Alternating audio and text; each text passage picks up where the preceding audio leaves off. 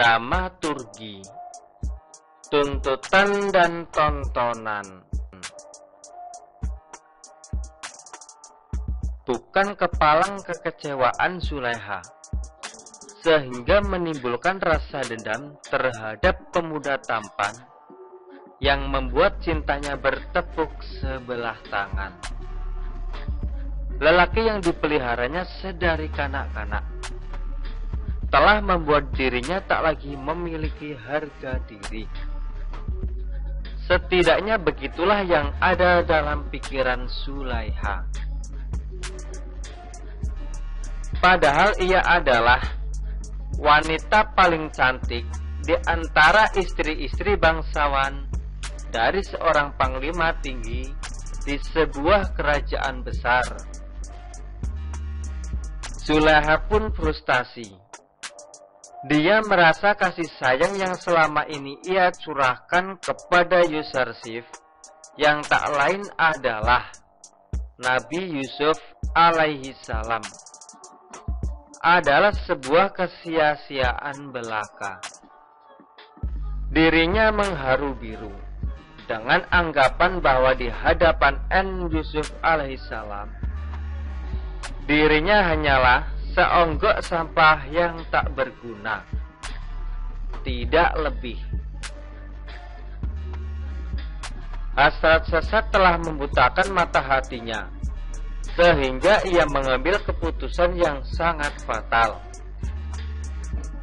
Zulaiha terkapar tanpa daya. Rasionalitas lumpuh seketika, batinnya berguncang hingga mendorongnya untuk melakukan konspirasi jahat dengan membuat perhitungan kepada Yusarsif. Dendam telah membuat Zulaiha ingin membuat Yusarsif merasakan penderitaan seperti yang ia rasakan, sekalipun harus mengakhiri seorang utusan Tuhan untuk selama-lamanya. Hidup memang bukan melulu tentang cinta. Terkadang ada saja kekuatan negatif yang menerobos dan mengisi ruang itu untuk memperdaya manusia. Pada akhirnya, nafsu yang telah menguasai diri seseorang mampu mengendalikan dan membunuh kewarasan, seperti pada kasus Metafakta yang ramai dibicarakan baru-baru ini. Seorang pecinta memandang segala aspek kehidupan adalah pengabdian untuk membina dan menebarkan kasih sayang. Sementara dalam pandangan seseorang yang diperbudak nafsu, kehidupan tak ubahnya sebuah arena untuk meraih dan mewujudkan kepuasan semata. Bila perlu ritual pembinasaan, bisa saja dilakukan bila dipersepsikan sebuah ganjalan. Seperti halnya Nabi Yusuf alaihi salam, yang harus mengalami nasib menjadi korban konspirasi jahat wanita bangsawan tercantik bernama Zulaiha. Memang sejarah akan terus berulang, dan sejarah akan senantiasa menjadi budaknya kekuasaan. Siapa yang menjadi penguasa, maka begitulah sejarahnya. Setidaknya itulah bunyi pameo klasik yang sering kita dengar. Tidak ada toleransi, terlebih soal apresiasi. Yang ada dalam kepala mereka hanyalah ekspektasi untuk bagaimana memanjakan syahwat dalam meraih kenikmatan. Bagi mereka apresiasi hanya pantas diberikan kepada pemberi kepuasan, dan toleransi hanya untuk sesuatu yang menyuguhkan kenikmatan. Sekelumit kisah di atas seketika mencuat mendengar tragedi baku tembak antara sesama anggota polisi yang menelan korban jiwa. Bukan masalah penulis tak memiliki kepercayaan terhadap institusi kepolisian, akan tetapi lebih kepada rangsangan keingintahuan yang mengusik kita untuk menelisik lebih jauh lagi tentang apa yang sesungguhnya terjadi.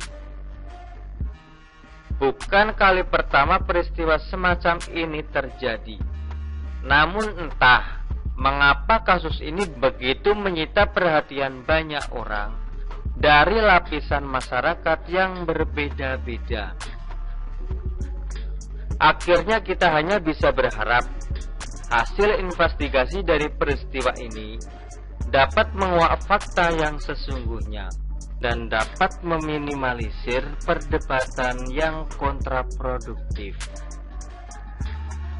dan penilaian yang dapat mengganggu investigasi yang dilakukan tim khusus kepolisian. Sebagai bagian dari masyarakat yang masih memiliki harapan di mana hukum bisa ditegakkan di negeri ini, tak salah bila penulis masih merasa gamang dengan apa yang terjadi. Kegamangan yang mengganggu itu adalah mengapa institusi kepolisian melalui Kapolri tidak membentuk tim khusus yang bersifat independen.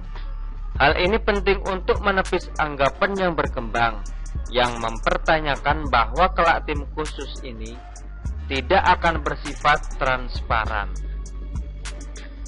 Mengingat latar belakang tradisi semangat komando satu rasa atau Korsa yang memiliki peran cukup signifikan dalam dunia ketentaraan dan kepolisian, dan kecurigaan masyarakat yang mencium adanya konspirasi pihak tertentu untuk mendegradir kepercayaan publik pada institusi kepolisian yang sedang mengalami eskalasi kepercayaan yang meningkat.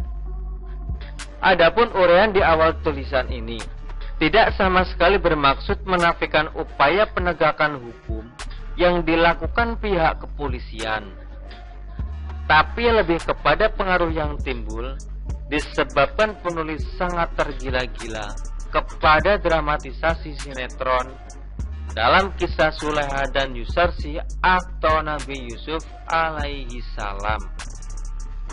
Akhirul kalam, sebagai warga negara yang baik, dalam kesempatan ini penulis memberikan apresiasi dan dukungan sepenuhnya atas kinerja yang sudah dilakukan pihak kepolisian dengan tim khususnya untuk mengusut kasus ini hingga tuntas. Semoga moto Resta Sewakutama dapat terimplementasi, di mana kepolisian adalah abdi utama bagi nusa bangsa dalam menegakkan supremasi hukum tanpa pandang bulu. Walau kura-kura sadar dia tidak berbulu, tapi dia sadar kalau sejatinya dia hanyalah bulus.